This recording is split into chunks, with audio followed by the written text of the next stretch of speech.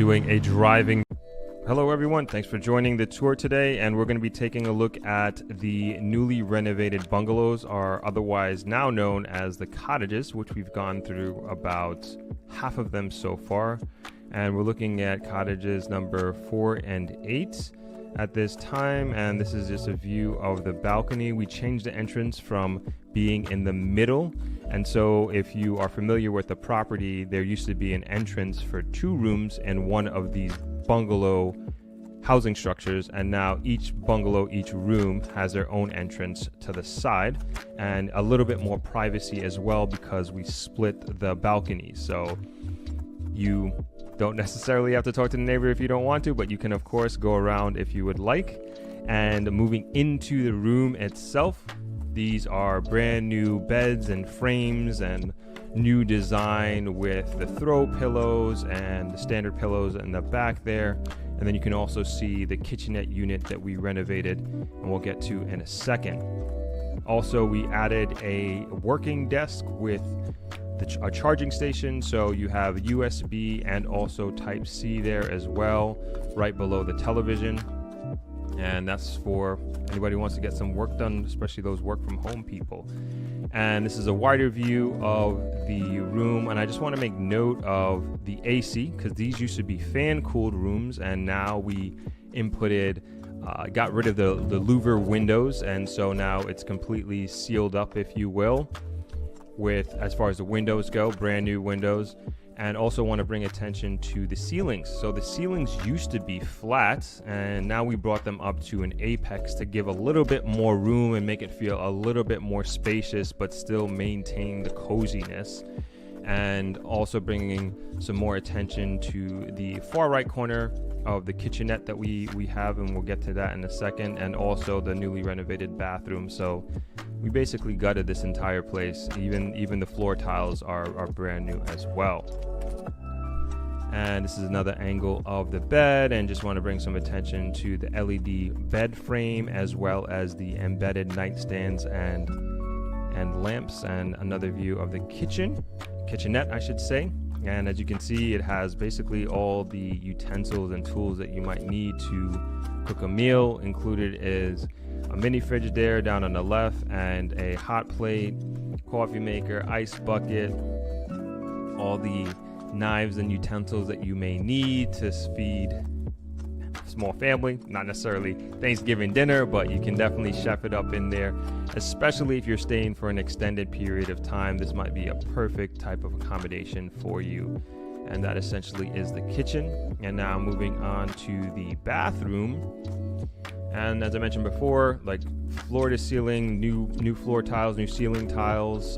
Got the LED frame around the mirror to give a little bit more lights. We changed out the square louver windows for the ship window, I guess you can call it. And we got the rainfall shower head and the glass frame shower door.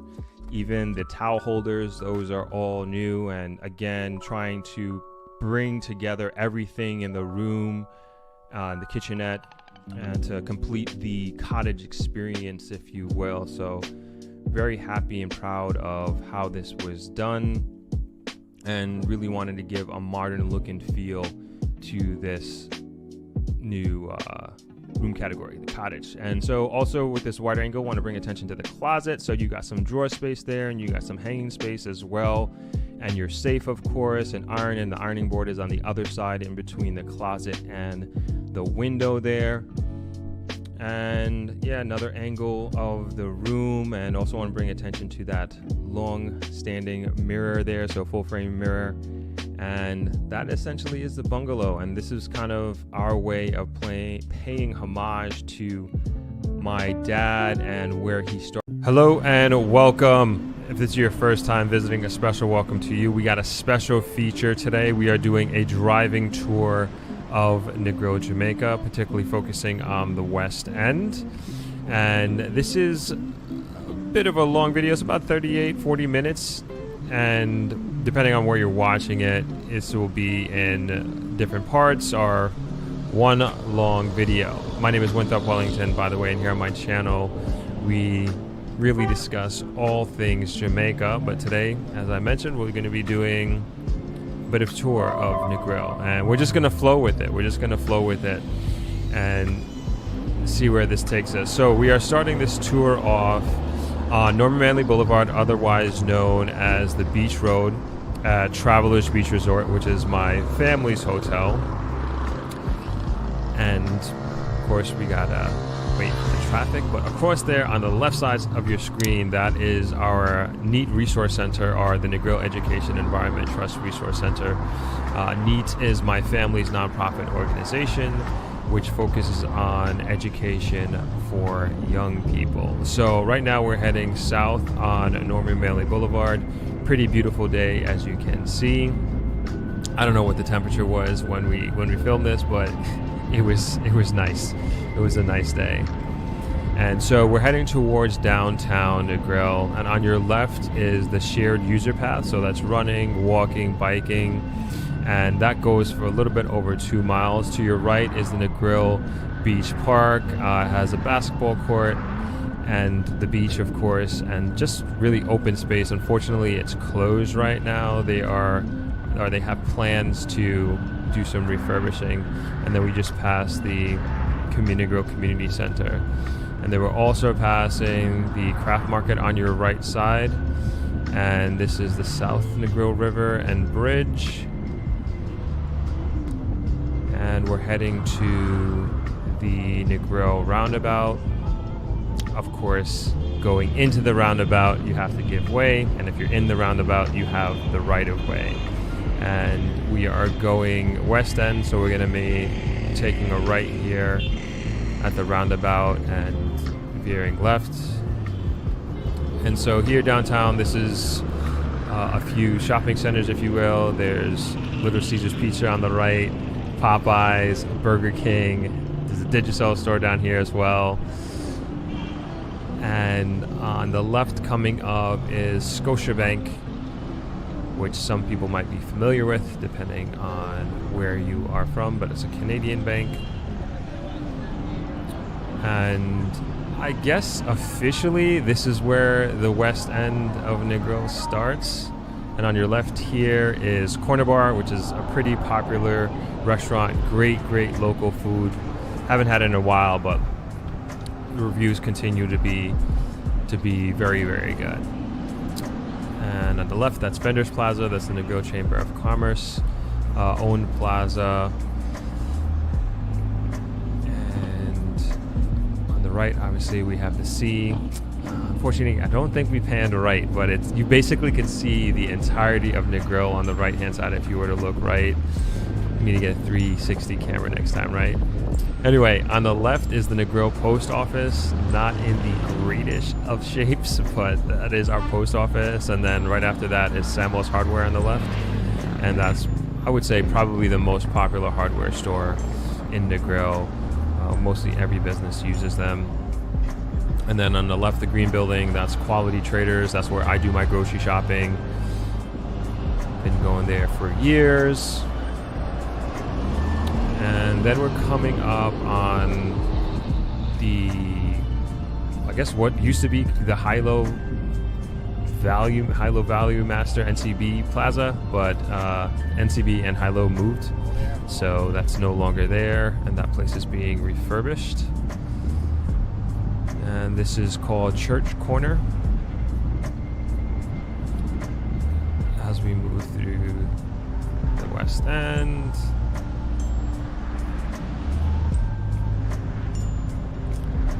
We're just cruising. And this is the Negril Library on the left, and then followed by Negril All Age School.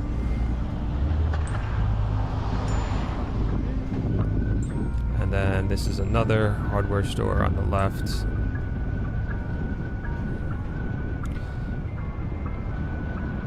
Hope you guys are enjoying this so far. I'm just flowing with it, and as I see things, I want to point them out to you. On the right is the Negril Yacht Club, which is for sale. Hopefully, should be doing a video on that hopefully sometime soon. Canoe Bar is on the right. It's pretty much the only property on the west end that has a beach. Good food there.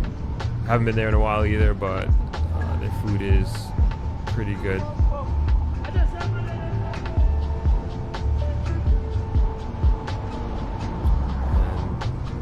used to be German bar, but I don't know what it is now. But boats used to pull up there. They used to have a really good pizza. This used to be Boat Bar on the right, but it changed into something else. I'm not sure what it is now. And then Millard is on the left. And if you know Millard, that's 24 Hours Place. Good food as well. And then Patsy's is on the right. So they do, I think it's basically the only standalone coffee shop in the grill. And they do good pastries, good lunch. I did a live stream from there and also did a video with them as well for the channel, which was cool.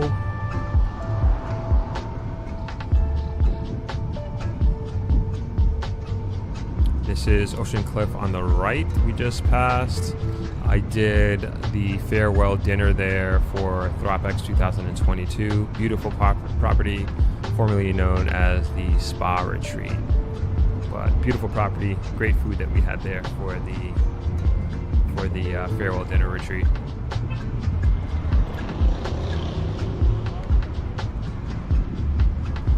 And here on the West End, like, it's a very different experience than the beach. As you can see, like, it's very, it's I wouldn't say secluded, maybe too strong of a word, but definitely when you're on the properties, it's a little bit more secluded and separated as compared to the beach, where there's just more traffic and no real, I guess, super separation between the properties.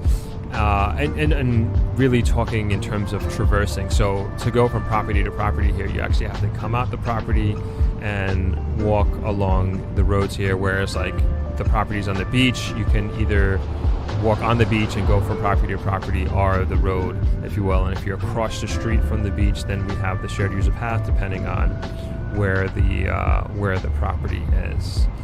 Now we are passing Samsara, which is friends of the family, another good small hotel in the grill.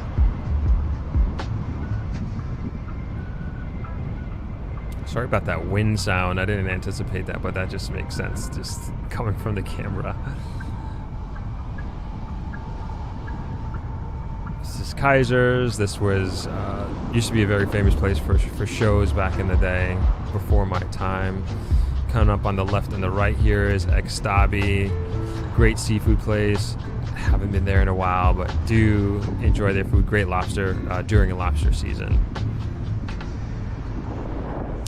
Three Dives coming up on the right here. Very, very popular restaurant, local restaurant. Great jerk chicken, jerk food in general. They were actually on The Amazing Race, if I'm not mistaken. Almost certain of that. Nice view here of the sea.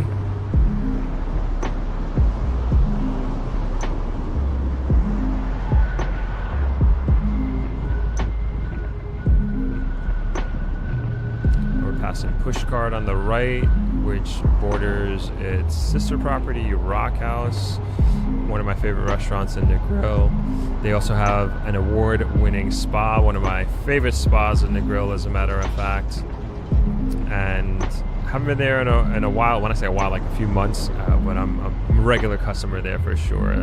They do excellent job. Very technical, and I guess you can call me bougie when it comes to massages, but I know what I like and I know what I want, and they do a fantastic job there. That's Corosi's Cliff we just looked at. And as you can see, we're literally just riding the coast here. The only thing separating us from the coast is the property. So this is as close as we can get in a vehicle moving through the West End.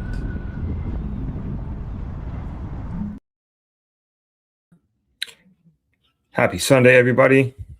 Hope you can hear me. We are doing a late one today, as you can obviously see, but we are here nonetheless.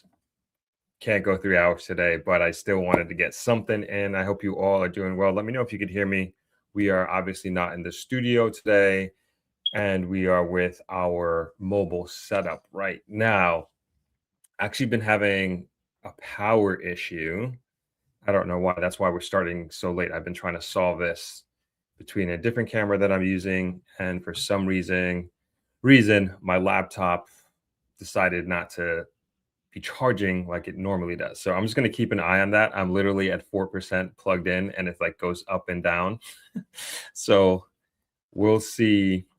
We'll see if we can kind of keep up with the stream here, and the power. Hopefully, the power remains, and we can go through and do a full stream. But I hope you all are doing well. Hope you guys had a great week. I am in New York for a few days. It is very, very, very, very cold here, but kind of don't mind the change in the season and adjustment. Definitely miss the the weather in Jamaica, even though Shauna, what's going on? I see you, Shauna. Happy birthday, happy Sunday, from a chilly JA. And that's what a lot of people are saying, that we're going through a cold front down there. I saw a lot of pictures on Facebook of the beach, and there seems to be a seaweed buildup, and the seas are super, super rough. And I've been saying, like, the weather just kind of hasn't settled since Hurricane Melissa. I don't know. It's not normal, at least from my experience. It seems to be like we'd get maybe like 3-5 days of like normal Negril weather, where the beach is very lake-like, very still, and then we'll get into like some sort of cold front type experience, and it'll be like what it is today and yesterday, I believe, of just like rough seas, that sort of thing. But it's bringing in, I can tell you, it's bringing in a lot of sand. You're seeing it at Travelers. Our beach has narrowed, but like the sand is much higher. Like you can see, it's bringing in more and more and more sand, which I think is good from my experience. Good for the health of the beach. Oh, see my laptop, the power's going down. Let me turn on the brightness a little bit. Just got to keep monitoring that. So yeah, I think that's good for the beach overall, but it's just, I don't know how else to describe it. I mean, it would be good if a weather expert could kind of explain what's going on, but you can imagine having such a strong, large, powerful storm that's slow moving. It had to have disrupted whatever we had called normal in some sort of way, going across the Caribbean and the Atlantic and all that. So there, I would expect some sort of disruption, but I'm hoping that it'll settle sometime soon. I would assume so. Of course, love to hear what city, what state, what country you're chiming in from. Always love to hear that.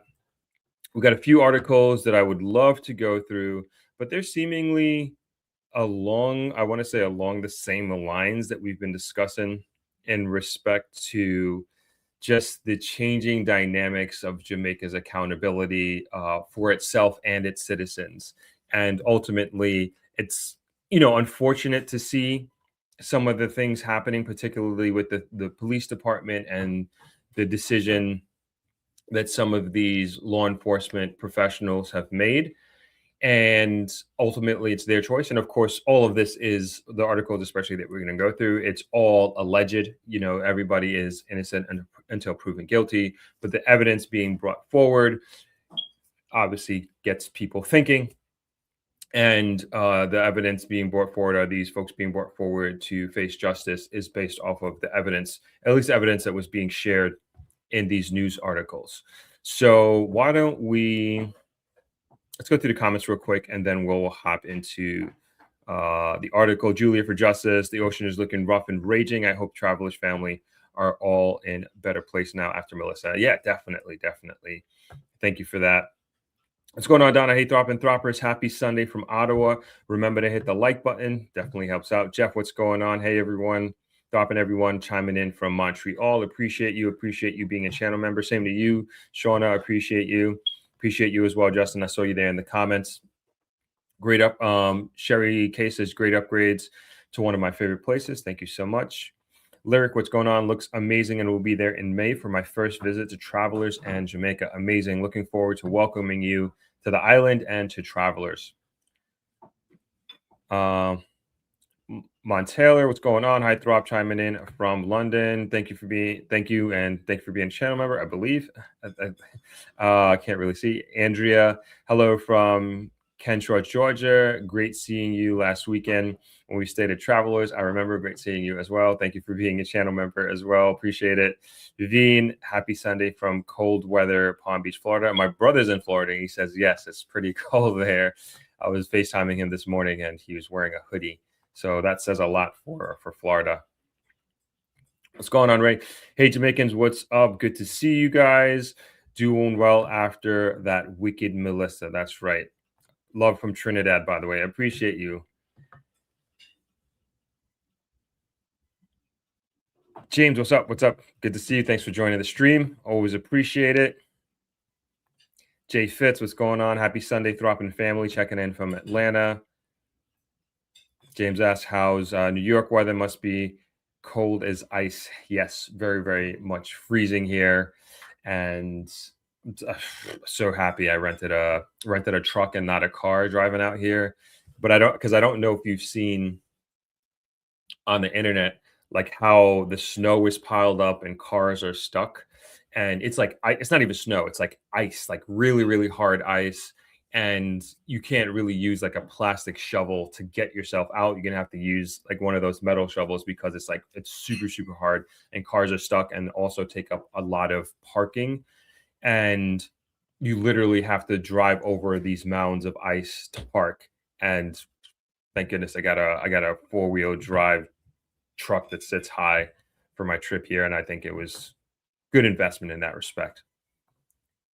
What's going on, Metro Atlanta Homes and Loans? Simone, thank you for being a channel member, of course. Blessed Sunday, everyone. Thank you as well, Jamaica, for being a channel member. Big up London in the room. Awesome, awesome, awesome. Dennis Marshall, it's cold here in New Jersey. Need the warm weather. Yeah, I'm only here for a handful of days, then back to the sunshine of Jamaica, even though it's colder than normal right now, from what I understand. All right, let's what should we get into? All right, let's get into the police stuff first. Yes. I'm gonna pull up these articles so we can read them together.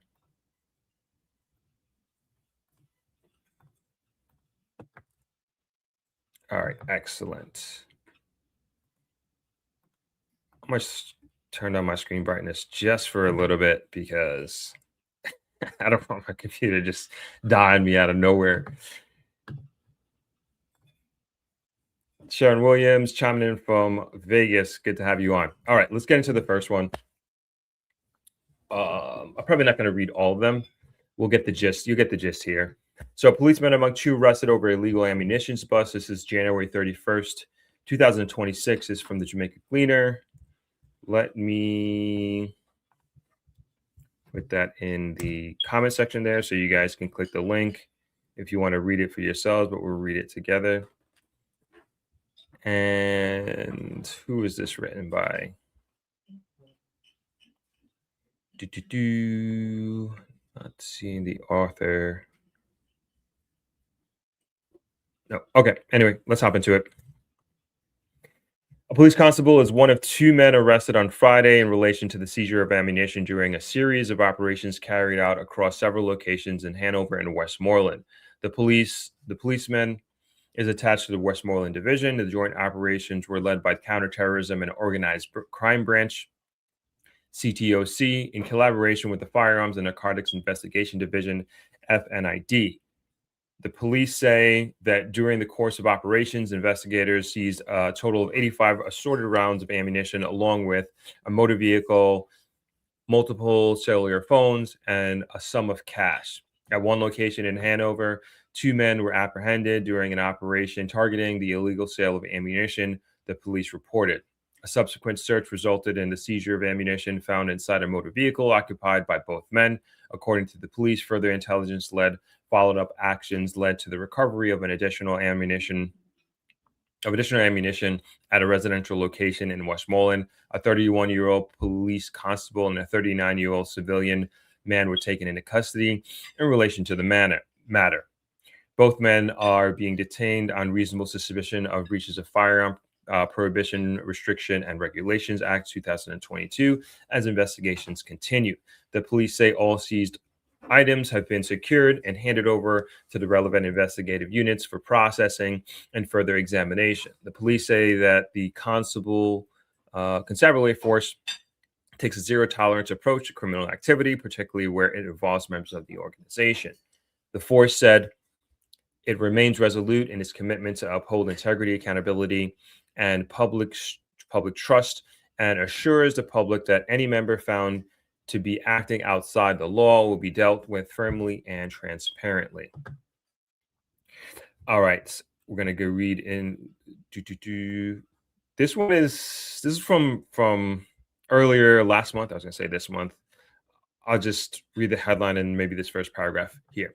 Cop JDF soldier nabbed in drug bust in St. Andrew. A late night intelligence-led operation in St. Andrew community turned into scandal Thursday when a police inspector and two serving Jamaica Defense Force soldiers were arrested after a vehicle search reportedly uncovered more than 12 pounds of suspected cocaine. The arrests were made around 7:10 p.m. along Moore Street in the Woodford Park community near Pine Bar during a joint law enforcement operation.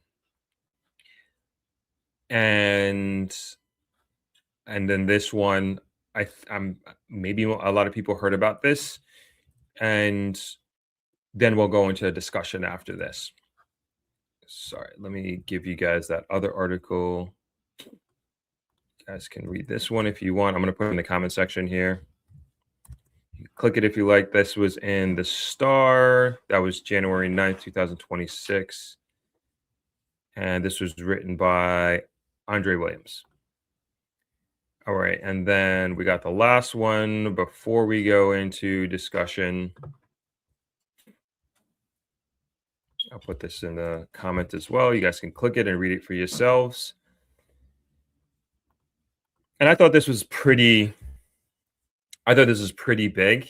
And for me, like all of this in combination with what's happening of these high profile arrests, these white collar crimes, a lot of them, if you will, to me, it's setting and has been setting the tone for the direction or redirection that Jamaica is going in. We'll get to that shortly. DPP recommends for a system that I wanted to read. That wasn't the one I wanted to read. Hold on. I'm going to try and find the other one. 1 second. But this is the main gist. This is the arrest of a senior superintendent, Wayne Cameron. Let me see if I could find the original article that I wanted to. Oh yeah, here, got it. Perfect. Okay. Sorry. You can still read the other one if you want. This is the main one I wanted to actually go over. Okay, Senior Superintendent Cameron granted $500,000 bail and taken off frontline duty after criminal charges in POA money probe. Chairman of the Police Officers Association, Senior Superintendent Wayne Cameron, has been removed from frontline duties and granted a $500,000 bail after being charged over allegations of financial irregularities at the organization. The Jamaica Constabulary Force, JCF, and the Financial Investigations Division, FID, said Cameron was charged on Thursday with 5 counts of fraudulent conversion and 6 counts of larceny as a servant. Cameron, who was relieved of his duty, relieved of his service weapon by detectives, was granted a station bail of a sum of $500,000. Cameron, who is being represented by attorneys at law Bert Samuels and Matthew Hyatt, is to go before Kingston and St. Andrews Parish Court on February 12th. The investigation, which spans several months, examined matters concerning the management and application of funds under the control of the POA over a defined period, the JCF and FID said in a joint statement on Thursday. Director of Public Prosecutions, Claudette Thompson, confirmed Wednesday that she had recommended the charges. The JCF and FID said it would be inappropriate to comment further as the matter is now before the courts. The JCF and FID regret that it was not possible to provide more detailed information earlier. However, transparency must always be balanced against the obligation not to prejudice investigations or judicial proceeding, the statement added. While emphasizing that Cameron is entitled to the full presumption of innocence, the agency said he has been removed from frontline duty. Investigators say the probe focused on the handling and use of funds under the leadership, including encashment of checks. They further alleged that the senior policeman breached established procedures in relation to certain financial transactions conducted to the association. The charges come amid an ongoing legal dispute between Cameron and Police Commissioner Dr. Kevin Blake over a directive to remove him as POA chairman.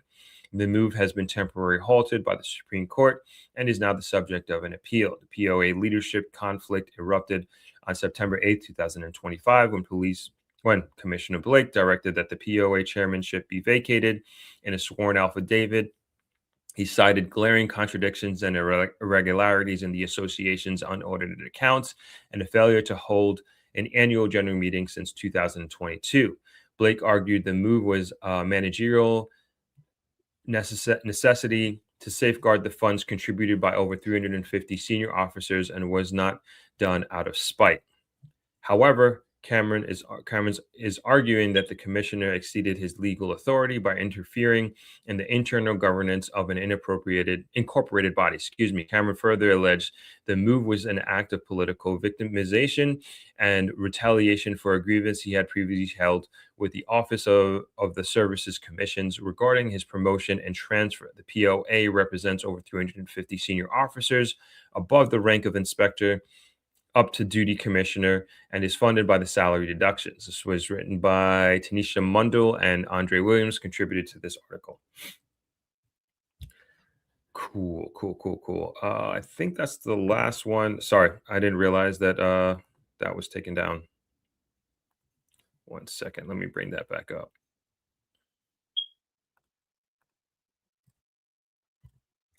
All right, you guys got the gist of it. So let's discuss real quick, and then we'll read this last one afterwards, but we'll get to that. This is a statement that Commissioner Kevin Blake read. I'm not sure when. Let's see how our power's doing. Okay, we're up to 8% power, so looking good. So I guess the discussion on this is really, I forget what I put the title, the name of the stream, but it has to do with the title that we have here today. And I don't know if you guys are seeing it, are kind of like feeling the way the direction that the country is going in respect to how it holds itself accountable. And this is in combination with just the continuously changing and evolving JCF. This is, my opinion. This is the way I see it. In respect to, let's go kind of down more so the violent crimes avenue, if you will. And we're seeing murders from 24 to 25 going down, I think it was 42 or 44%. And up until certain date marks in January, we were down 50% over that same period last year, 2025. And to me, these are amazing, fantastic metrics that I hope we're all extremely, extremely proud of. And we would like the JCF to continue to go down this path. And as a country, we want to support them as much as possible. On the other side of that coin, you're seeing these joint agency, collaborative, tactical takedowns, if you will, of some very sophisticated, high-level criminality that are not on the violent side of criminality, but more so on, call it fraud, white-collar crimes, right? And we're seeing these I would consider very high-profile arrests that are happening very, very consistently and pretty regularly. And maybe you just, I don't know if this is a step too far, but you might even say that in the previous Jamaica and the Jamaica that we may know or maybe used to, a lot of this stuff would be swept under the carpet. At least I have never really seen it at the rate. And when I say it's the it that I'm talking about is holding people accountable and bringing forward your own, if you will. That's within the JCF, of course, as we're seeing here. But then you're also seeing these intergovernmental agencies holding their own team members, if you will, accountable and bringing them to justice. And like I said, all of these folks, this is all alleged. Everybody has their day in court, as the article stated, and myself, everybody's innocent until proven guilty. But again, looking at the evidence, this is not something, from my experience, that you normally hear of and that you normally expect to happen. And this is not something that is kind of like a light switch or overnight that has been happening. Many of these arrests, these high profile arrests that you're seeing, are coming off the back of long, many months, sometimes many years of investigation, collecting evidence, and now you're starting to see it. You're starting to see it come out. And I would bet there are many, many more investigations that are going on right now that have been in the years of making. And there are probably some even starting now and that we won't hear about until 2028, 2029, 2030. And these agencies seem to be trying to move the country in, I don't know what the right terminology is, but definitely to a much more international competitive standard. That's kind of the best terminology I could come up with right now. And hopefully, I think ultimately is restoring or bringing confidence to, first and foremost, the people who live in Jamaica, who do business here, and knowing that this is a country of law and order at any given level. And I would want that confidence to be within the majority of Jamaica, because you're not going to get everybody. And then moving to the international community, which I also think is very, very, very important, because I definitely want Jamaica to be looked at as a country to do business and to do big business. And we already have a lot of things going for us. Tremendous amount of things going for us if you're looking at from a macro level, right? And we have a very stable government. We have a stable dollar as well. Inflation is under control. We are on the rise. We are not what I would say a mature economy like US or Canada. And what does that do? That really opens us up for, in combination with the stability that I just mentioned, it really opens up for us up for ripe investment. And for an investor is anybody, right? An investor is you, who may be sitting here in the United States in cold New York, that it may or may not be part of the Jamaican diaspora, but loves Jamaica and want to be a part of it. And you may be looking at certain aspects and elements of Jamaica and like, hey, I don't know if it's the right time or if this is for me. And to me, it's better to invest in a country like Jamaica where it is now, as opposed to investing when it does become a mature market and a mature economy, unless you don't believe that that's going to happen. I always say that.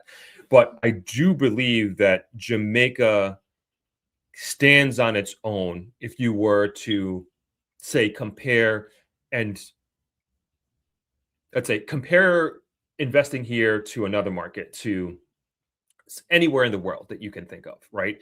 And there are certain investments here that you don't necessarily, in Jamaica, that not here in New York, but here in Jamaica, that you have an opportunity to invest in. But you can also, if you have that kind of money to invest in, like say real estate in Jamaica, or you want to start a business there, you probably have an option to do it in other countries and other cities around the world, right?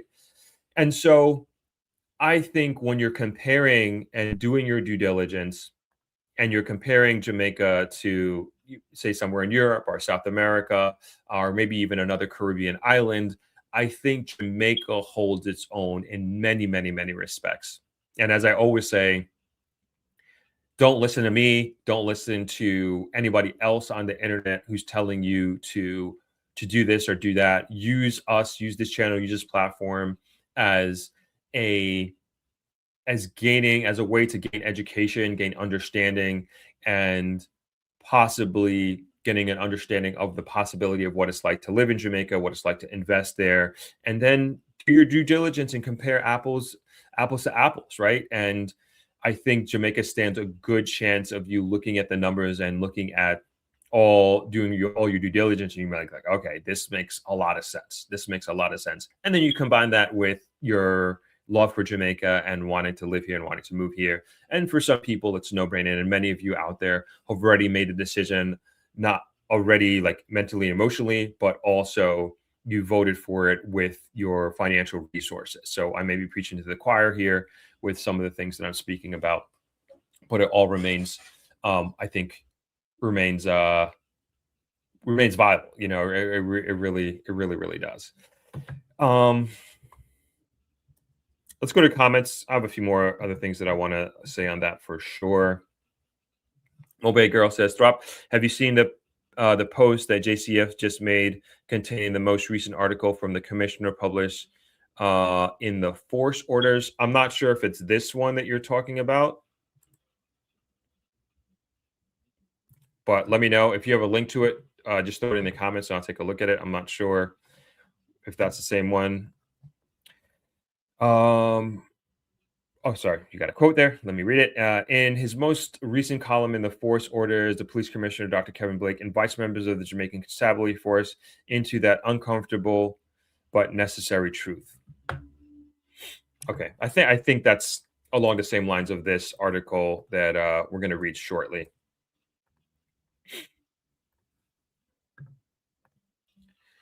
Dennis Marshall, with crime down, people will invest more in the island. Plus, you will see a lot of Jamaica who want to move back will do so and invest, but the crime have to be down more. Yes, and I always say a good point, Dennis, and I understand this, right? And but you also have to look at it, and I've been saying this probably since I started this platform. The and I get anybody else. I want to also acknowledge this. So I get anybody who says Jamaica's it's too dangerous. At least 5 years ago, like people were saying Jamaica's too dangerous, and they never move back. They'd never invest here. Why waste your money, et cetera, et cetera. You know, we've heard these stories over and over again. And if you would imagine a Jamaica that has crime at just let's just say much lower rates. There, the prime minister talked. He had some target, I forget.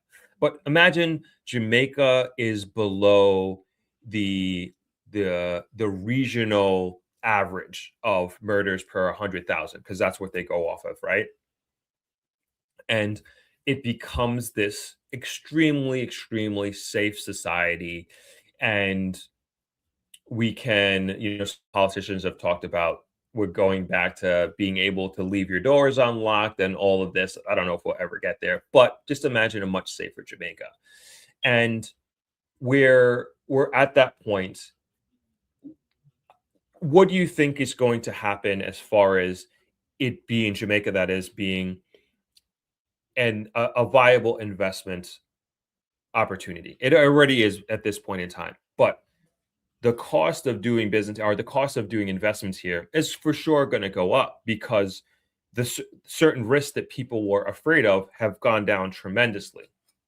And as I say, fortune favors the bold. And to me, I've never thought of this as like this crazy risk of coming into Jamaica and your safety. I mean, anything can happen anywhere. But again, if you look at the most violent crimes that happen in Jamaica, fortunately or unfortunately, most of it is domestic. Most of it is happening amongst people that know each other.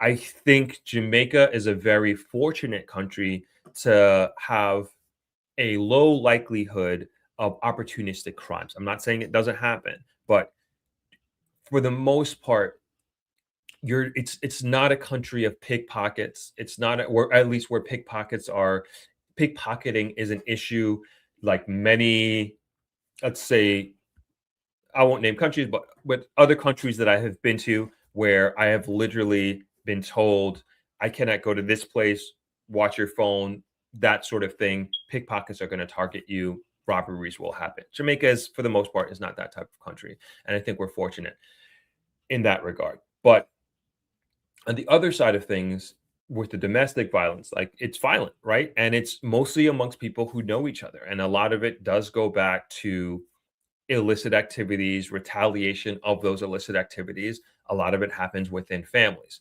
That's just, if you just look at the nature of the crimes, these violent crimes that happen, that's a lot of it.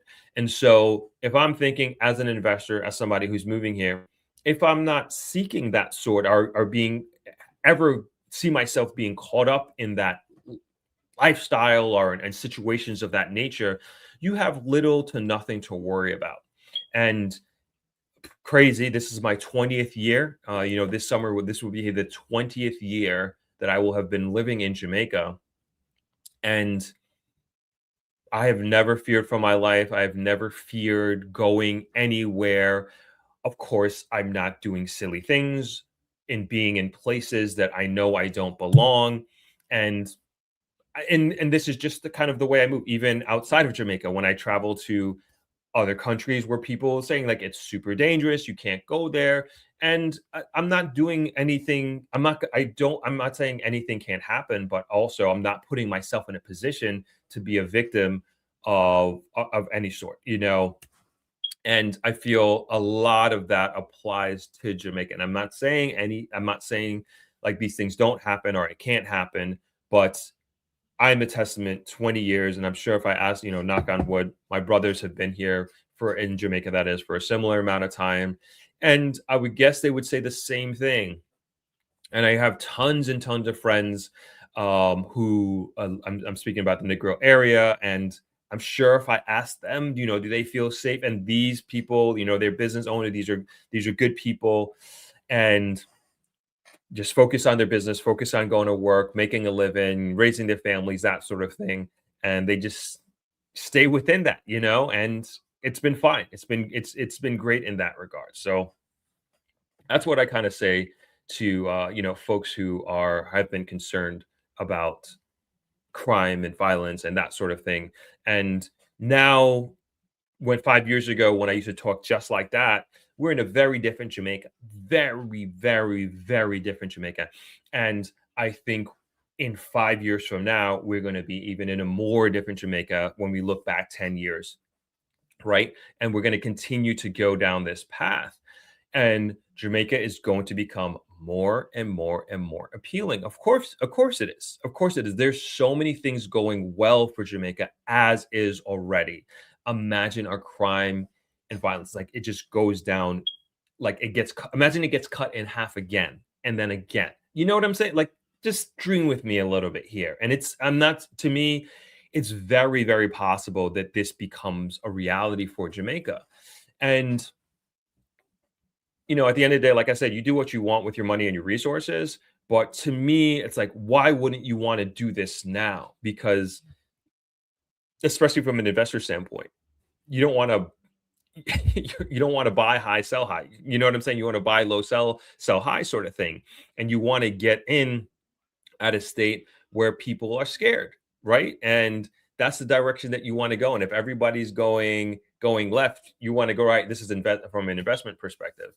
And so all these things to take into consideration. And I always encourage people to take the emotion, which Jamaica is particularly, take the emotions out of it. Take the emotions out of it and look at it from purely a numbers perspective. And to me, things just align and things make sense. And if you're paying attention, you're watching the tea leaves, you're seeing where things are going. And again, if you believe you don't believe any of it, then so be it. That's your choice at the end of the day.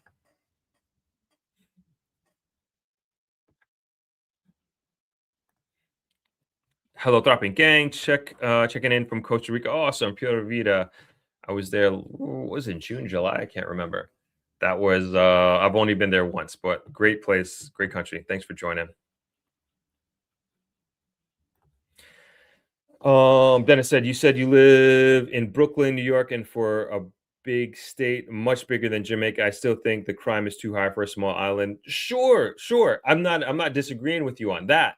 But again, do you think it's always going to be that way, Dennis? Do you think we're always going to be here? Do you think that the statement that you just said will always remain true? I don't think so. I don't think so. I mean, if you had this mindset or made this statement in 2020, 2019, even, you would nobody would have ever thought we'd be here in 2026. Cutting dropping from I think 44% from 24 to 25. And now only in the second month of the year of 2026. Happy February, by the way, everyone. We're down 50%, right? And 2020, 2019, nobody, people would have said, no way, never in my lifetime, et cetera, et cetera, et cetera. And so if you don't believe, and I'm not saying where we are is acceptable, I don't think anybody in leadership is saying, okay, we can rest on our laurels. We did what we did. We're good. I don't think we're saying that at all. I don't think anybody is saying that. I know I'm not saying that. I'm not satisfied with this right now. Not at all. And especially I personally have the confidence that this leadership, the JCF, all of these intelligence units, if you will, they have the capability of bringing our murder rate so much lower. And all of these high profile cases, like it's all part of it. Like if you think about it, like it's all part of it. Like it's changing the psychology of Jamaica and Jamaicans.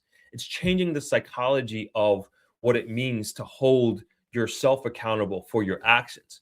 And if you have a certain percentage of a country that has a mindset that, oh, the likelihood of me being caught is slim to none. They'll never get me. They're not worried about me. They don't have the ability to catch me. You're going to have I would say a higher percentage than normal that you'd expect of people thinking they can get away with certain crimes. This is for violent and non-violent crimes, right? And so now if you're setting the psychology and you're putting it out there that, oh, no, we are a much more intelligent crime fighting force, and we are two steps ahead of criminality, violent, non-violent criminality, and you will be held accountable and you will be brought to justice. And if that message is continuously being sent out there, and folks in these agencies and in their own professional rights are seeing their colleagues being arrested, they're seeing their colleagues being held accountable, and perhaps I'm sure some of their colleagues knew what they were doing, and they're seeing all this evidence. I don't want to go to jail in Jamaica. I don't want to go to jail anywhere, let alone Jamaica. And so I think that, and then the same goes for the violent crimes, right? If you hurt somebody, if you commit a murder, and again, you have the mindset, you've seen somebody in your community or know somebody in your community that has committed a violent crime and has got away with it, that sends a message in your mind, hey, maybe I can do the same thing and I can get away with it too. But if you flip that coin and you start getting people to think that, nope, I'm going to go to jail. Nope, I'm going to be held accountable for my actions. You're going to think twice before committing that crime. And so I think there is a massive mental shift that is going on and happening in Jamaica. And this is why I said, like, we're moving to more, I don't even know what, I got to come up with a terminology of this, of what I'm trying to say. But I very much believe that we're moving way more in the direction as a country of law and order in just on all levels. And I hope you folks are seeing this, and I at least for me, like, I believe that this is going to become the normal in Jamaica and across the board. And I'm here for it, and I support it. I really, really do. And I think all of this is great for the country. It's sad to see some of these high level individuals, especially in law enforcement, being caught up in these things. But at the end of the day, it's their choice that they're making. And it's Yeah, nobody wants to see this sort of thing. And like I said before, this is all alleged. They are innocent until proven guilty, but the evidence is the evidence at this point in time. All right, let's keep rolling here on the comments. Anderson says, I share your optimism, Throp. I'm always amazed that Toronto has the same population as Jamaica, but often has less than 100 murders. I see the progress. Yeah, and it's coming. I mean, a lot of that in a lot of different countries is definitely cultural. And then there is the enforcement side of things, right? And that's what Jamaica needs. And it's going to me, we're going to get there. We're going to get to those. We're going to get to those types of numbers. And I really do believe that's going to happen. What's going on, Lisa? Thanks for joining the stream, chiming in from cold Connecticut. Yeah, I'm in New York with you. We're in this together. All right, let's read this last article and then we'll get to the custom stuff. So this is in the Jamaica Observer. Self-inflicted wounds hurting JCF, says Blake. Commissioner defends action in POA controversy. I don't know why they have so many ads on the Observer website. It's like, just makes it look so disgusting. Anyway, let's read through this quickly. Try to with these ads. Police Commissioner Dr. Kevin Blake has warned that. Sorry, let me put this in the comments so you guys can read it as well if you like. Has warned the men and women under his command that their conduct could torpedo the good work they have done in the recent past and the strong support they now enjoy. In a thinly veiled comment surrounding the current impasse over the leadership of the Police Officers Association, Blake described the situation as one of self-inflicted difficulty for the organization. Head of the POA, Senior Superintendent Wayne Cameron, was last week charged with 5 counts of fraudulent conversion and 6 counts of larceny as a servant arising from the alleged misappropriation of funds belonging to the entity. And at a time when his continued leadership of the organization, which represents police officers, is the subject of a court battle. Blake, in his column, argued that circumstances had previously constrained his ability to speak openly on the matter, but signaled that the Jamaican Constabulary Force could no longer afford silence in the face of issues that strike it at its credibility. The commissioner signaled his earlier restraint was deliberate and responsible. I would have been negligent to knowingly allow this to continue because of the fear of backlash and disapproval, said Blake, as he pointed to the tension between public expectation, internal process, and the demands of institutional leadership. Blake framed the issue as one of organizational integrity rather than individual controversy, as he warned that internal misconduct poses a greater threat to progress of the JCF than external criticism. The self-inflicted wounds provide the greatest risk of distraction and disappointment, Blake wrote, as he cautioned that they divert attention from the JCF's ongoing operational and reform efforts. With some, sorry, this is so annoying to read.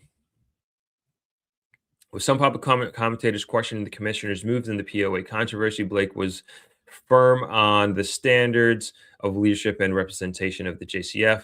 That which represents must be reflection of that which is represented, said Blake, charging that there is absolutely no place in representation for persons who lack integrity, discipline, credibility, and honesty.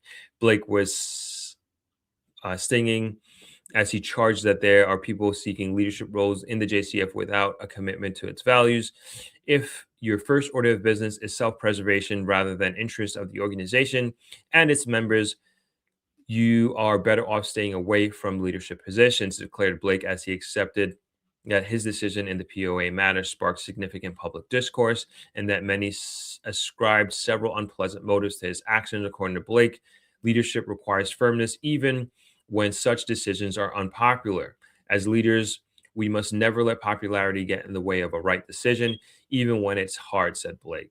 He closed the column by urging members of the JCF to remain disciplined and focused, charging that institutional credibility depends on individual conduct. Leadership and representation must never be used as a stage of self fulfillment and grandstanding, said Blake. He also called on members of the JCF to protect the integrity of the force at a time when public trust remains critical. All right, that's the end of that article, thankfully. All right, we're going to get into our last article here shortly, which has to do with customs.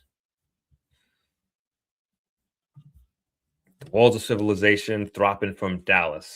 Nice to have you on. Jay Fitz says, crime in America continues to climb despite all the technology to combat crime. I think the root cause is more complicated. I could be wrong.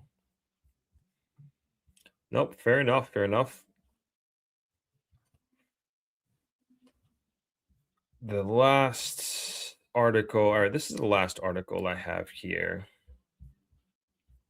And I think this speaks in line with, so I'm looking at this again from the perspective of a lot of these high profile arrests, high profile cases that are happening in Jamaica, and people that you would never expect to be held accountable for their actions are, now, behind bars and on bail. And you just think, just how Jamaica is, like, the uptown people never are held accountable, right? And a lot of that is changing. Or if you have a certain position at a job, we saw a couple weeks ago, those folks, I can't remember the positions that they had at the airport, but they got busted with all of this cocaine. And, this stuff has been going on and happening. And I think all these high profile cases, again, I think it's great for the the values of the Jamaican people to show that we are a country of law and order, and we are a country where if you commit a crime, you are held accountable for those crimes, right? And Rick Star, SSL as well. I think this is another great example. Everybody thought it took some time. Even I have been a critic of the authorities and them taking so long to hold people accountable. Many of us have thought that nobody else was going to be arrested in this case, and that has changed.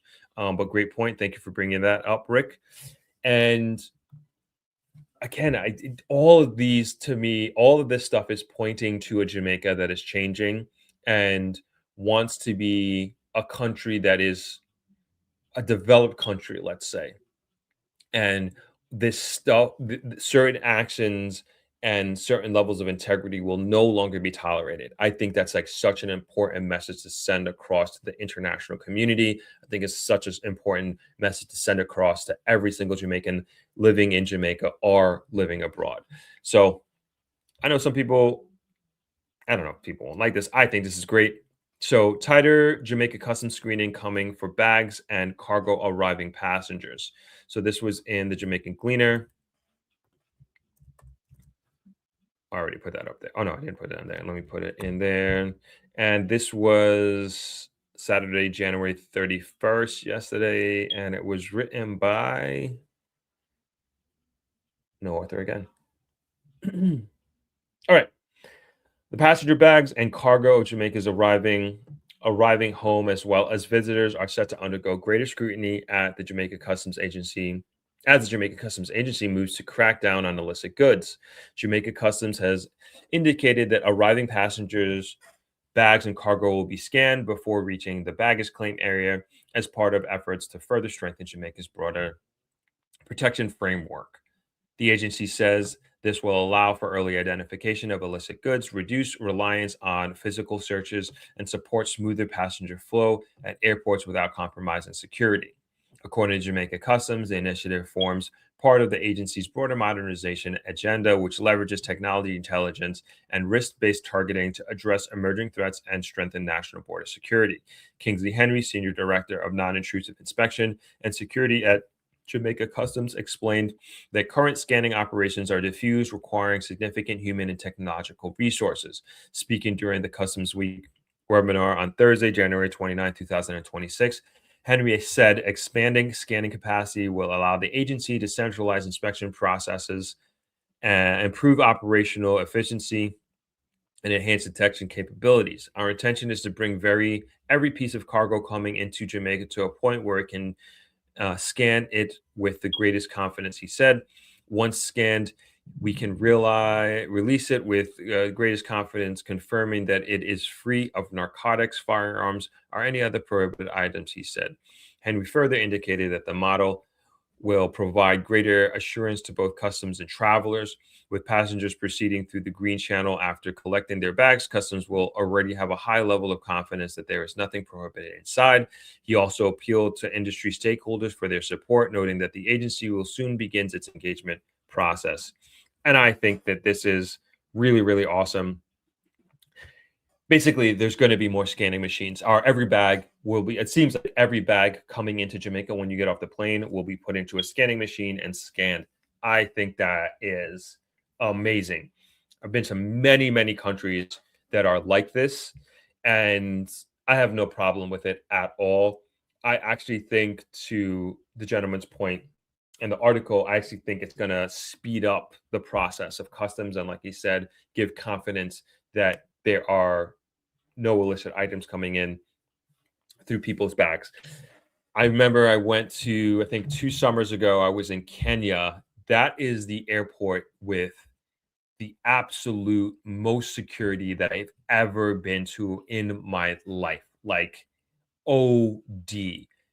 Driving into the airport, we were on a we were all tourists, I would say, on the bus, and there was a road, not a roadblock, but it was like everybody had to get off the bus.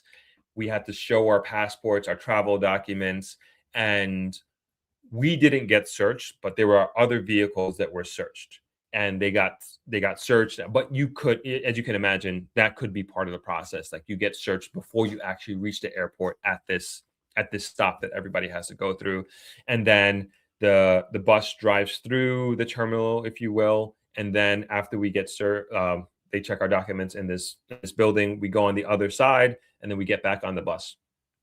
Then we drive to and actually get to the airport. As we're going into the airport, before we go to the ticket counter, anything like that, they take every single bag that you have, they put it on a scanner, it goes through the scanner, we pick it up, then we go to the counter, then check our documents, travel, passport, ticket, etc. And then we get on the line to go through security, and then we go through another set of security, and this is like the normal regular security, and then they scan our carry-on bags because our check bags are already checked, and then we go through security there, and then we're getting ready, waiting in the lounge or whatever, getting ready to go to our gate, and then our gate has its own glass area, and then you have to stand online again, and then they have another scanner, and we put our bags through that scanner, and we get on the plane. OD, for sure, OD crazy. But these are the levels and extent that some countries go through to ensure the safety of its passengers and its citizens. I can't think of other specific. I mean, there's been so many countries that has been normal to me, where you take your bag. I can't think of any specific country. I don't know if anybody out there has any countries that they've been to that it's normal to scan your bag when you get off, when you're arriving in that country. I can't think of any, but I know that has been the normal, and I'm like, hey, whatever, no problem. And so I think this is a very, very good thing that Jamaica is heading in that direction. Of course, I always forget, please hit the like button, and I know a lot of people out there who are not subscribed, so yeah, subscribe if you're not subscribed. Why aren't you subscribed? Why are you in this live stream and you're not subscribed?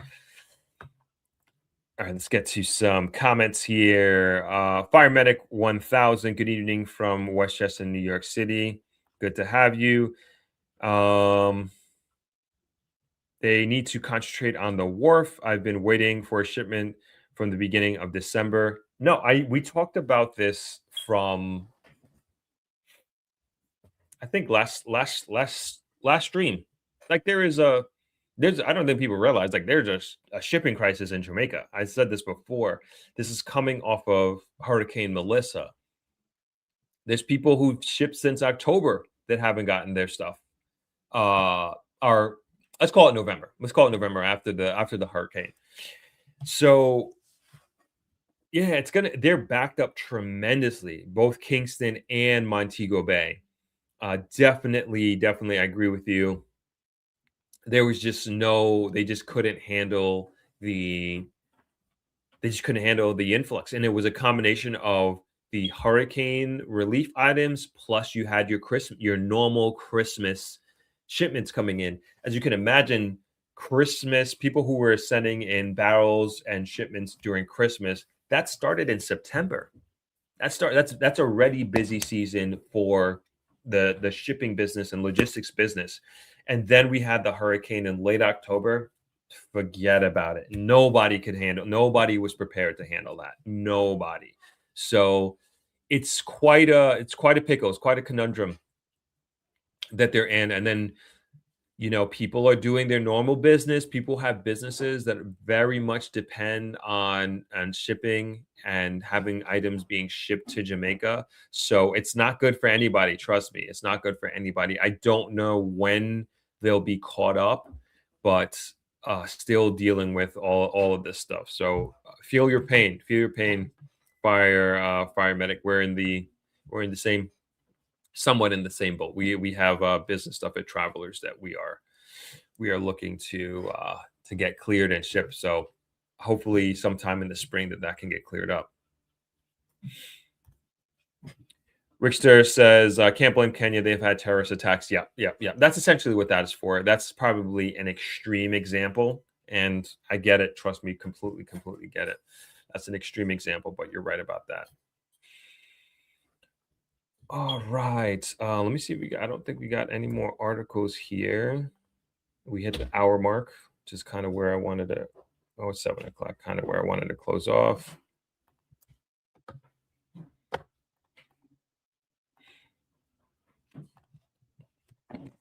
Mobile Girl said, so true, Throp. We just received our barrel last week after shipping our barrel to Montego Bay December 8th. Yeah, I think it's going to be like that for a little while. So just be aware, be patient.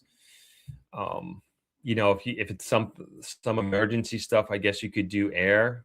Obviously, it's going to be a lot more expensive, but I think it's going to be like that for a little bit, and just encouraging everybody just really be patient, and hopefully that this gets cleared up. But it's everybody's backed up in a big way, really big way. So I think we're gonna leave it there. I'm in New York for a few days. Had to come up to do some business stuff. We got. Oh, let me bring up the calendar real quick. We got we got so many productions coming up. It's crazy. I've never had a schedule like this before. And I'm really excited. I'm so excited to share all of this with you guys. And of course, we've talked about ThropX coming up in May 24th to 26th. So you guys can go to thropx.com if you want more information. You can sign up for the newsletter. But we haven't really even started advertising for that. But I appreciate quite a number of people have already gotten their tickets, which is awesome. I'll throw up a QR code right there on your screen if you want to scan that and you want to sign up for our newsletter to get the most updated information. Or you can follow us at ThropX on Instagram and also Facebook. But I think we're going to close it off there. I know this was a late one, but I really wanted to get it in. I'm just trying to look at our shoots that we have coming up. Yeah, we have a bunch of shoots coming up. 1, 2, 3.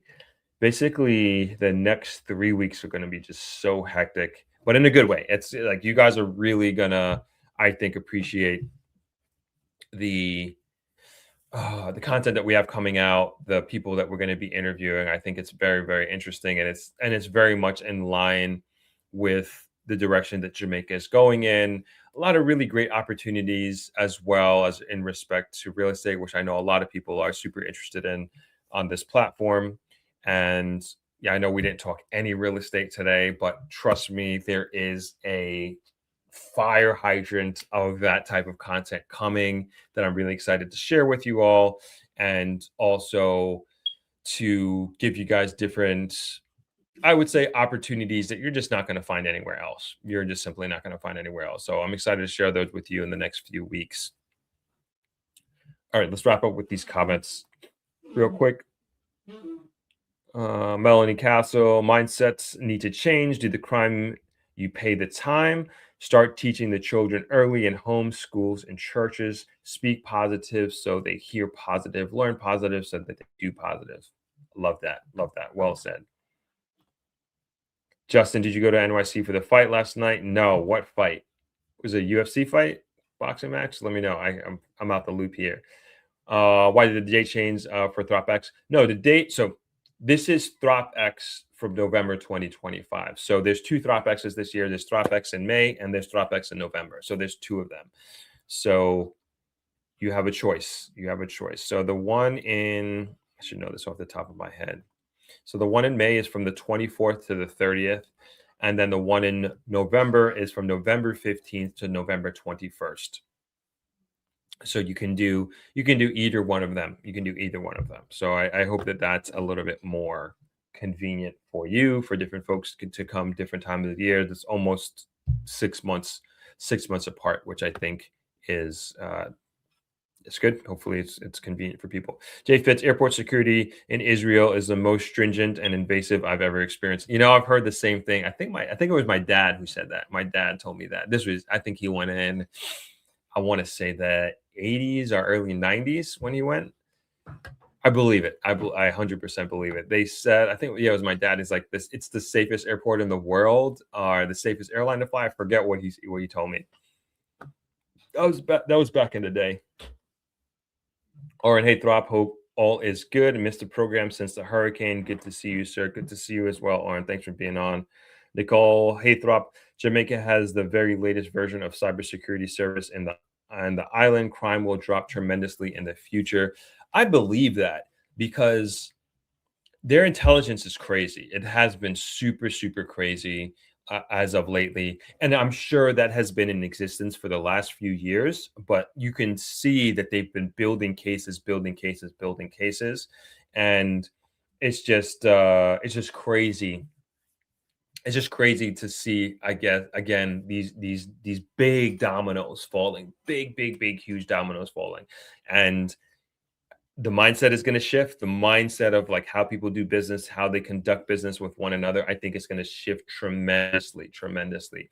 I would love for us to get to a point where we have more confidence in recourse when when we're doing business, and I'm thinking particularly with real estate, and if, like, say for example, if you're building your home or you invest in a development and you're not getting what you paid for, or you're working with a contractor and they rip you off and they didn't do what they said they were going to do, or it is of a much poorer or lower quality than you have paid for, that you get to hold them accountable. Because I'm like, right now, as many of you all have probably already heard me advise you, is you want to front load your work in Jamaica. You want to front load the potential liability that you may have in working with somebody, meaning that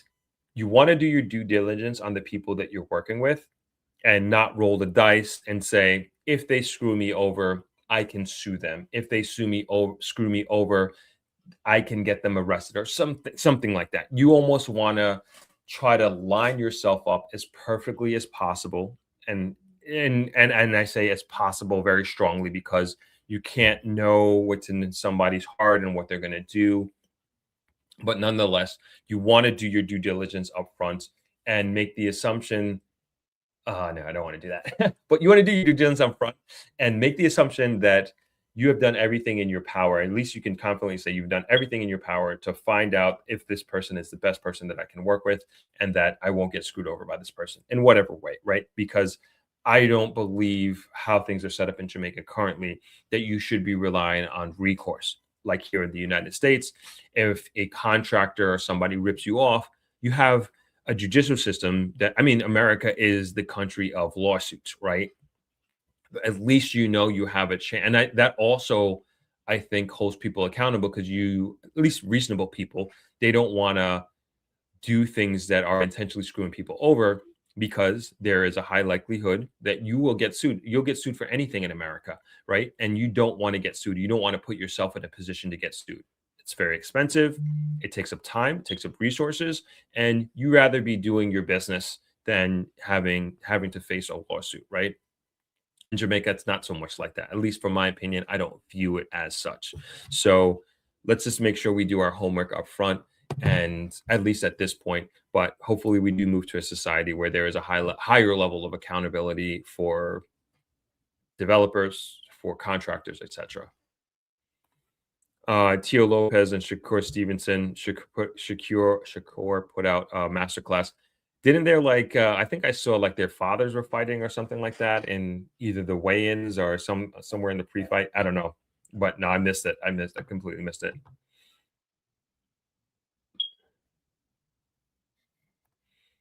Yeah, I missed the fight. All right, I gotta go. I gotta go watch that as soon as I get off here. All right, I think we're going to leave the stream here. I know it was a shorter than usual, later than usual, but I always appreciate you all coming on. I will definitely be back on stream next Sunday in much warmer conditions. That's for sure. And this was short and sweet, almost an hour and a half. This was cool. I thank you all for joining. Please, on the way out, hit that like button. And if you're not subscribed, make sure you subscribe. It helps out a tremendous amount. Thanks for joining, everyone. Wishing everyone a great and wonderful week. If you're here in the Northeast or anywhere in America, I guess at least this side of America, stay warm, button up, and I will see you all next Sunday in warmer weather. Peace, everyone.